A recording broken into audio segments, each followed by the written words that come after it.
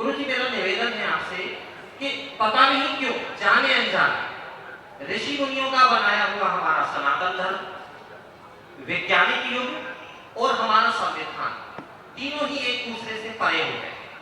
इन तीनों के बीच में गैप आ गया। अगर हम किसी को सनातन धर्म मानने की बात कहते हैं तो वो कहता है मैं तो विज्ञान को मानता हूँ, या अगर हम किसी से सनातन धर्म मानने का बोलते हैं तो वो तो कहता है मेरी तो खुद की मैं पेशेवर हूँ, मेरी आचार संहिता है, मैं किसी धर्म के प्रति बोल नहीं सकता। गुरु जी अगर हमें समृद्ध भारत बनाना है तो इन तीनों के बीच में ये जो गैप आ गया, सनातन अलग, संविधान अलग और वैज्ञानिक युग अलग, बस मैं आपसे यही चाहूंगा कि आप ऐसा कोई उपाय बताइए कि हम इन तीनों को मिला के लोगों के अंदर ये भावना डाल दें कि ये एक ही है, हमारा संविधान, हमारा वैज्ञानिक रूप और हमारा जो सनातन धर्म है उसमें कोई अंतर नहीं है। आप अपने दिल की बात, अपने धर्म की बात को बिल्कुल भी अपने सामने रख सकते हैं। ऐसा कोई उपाय जिससे ये अंतर खत्म हो सके। बहुत सुंदर, बहुत एक बार जोरदार ताली बजाइए। आपका पूरा आपने चैप्टर सुना और इतना तार्किक, इतना लॉजिक से भरा पड़ा है। इस बात को अगर कोई समझे ना तो हमें लगता है कि वर्तमान में भारत की जो गृह युद्ध की स्थिति बन रही है ना, आपको सबको बता दें, आपको बता दें कि हमारे अंतर मन में क्या चल रहा है। हमारे मन में चल रहा है कि भारत में अंतर ग्रह की जो स्थिति निर्मित हो रही है, ये प्रोग्राम शुरू करने का हमारा उद्देश्य ही यही है कि यह गृह युद्ध की तरफ भारत में जाए।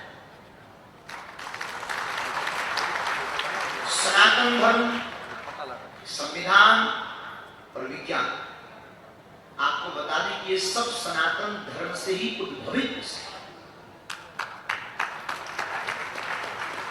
सनातन धर्म ने ही जो आचार्य संहिता लिखी उसका ही नाटक रूपांतरित करके विज्ञान, अच्छा विज्ञान में आप मानते हैं, टीवी मानते हैं, विज्ञान में टीवी बनाई, बिल्कुल। या फिर आपको ये भी समझना पड़ेगा, अगर आप विज्ञान के छात्र हैं तो टीवी आपने आज बनाई। हमारे सनातन में 5000 साल पहले वीडियो कॉलिंग व्यवस्था थी। संजय ने दिव्य दृष्टि से देखकर महाभारत का लाइव प्रसारण दिखाया।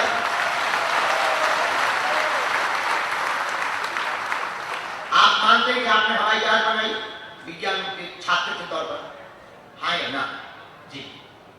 आपको बताते हुए हमको गौरव हो रहा है कि हम उस सनातन धर्म से हैं जहां पुष्पक विमान की व्यवस्था त्रेता युग में राम राज्य में थी।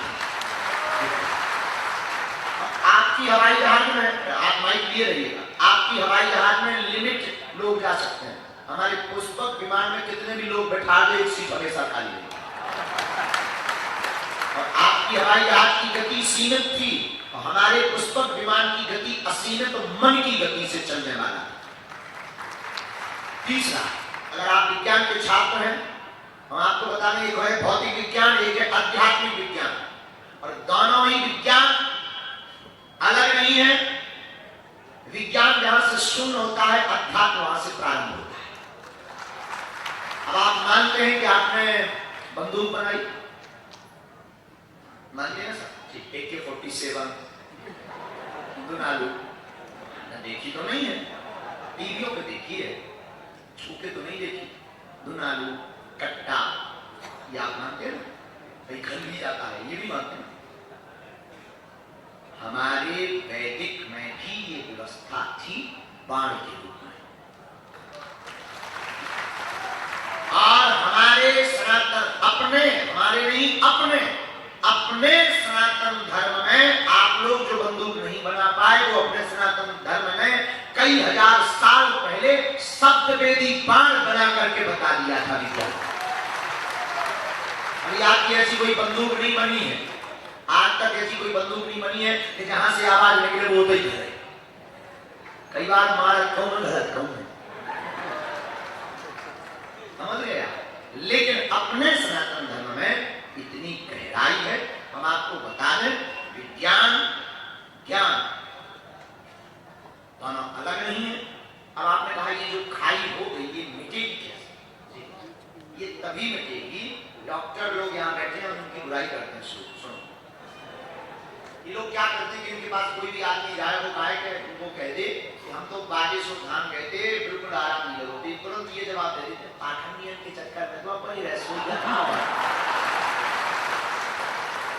यहीं से खाई प्रारंभ हो जाती है।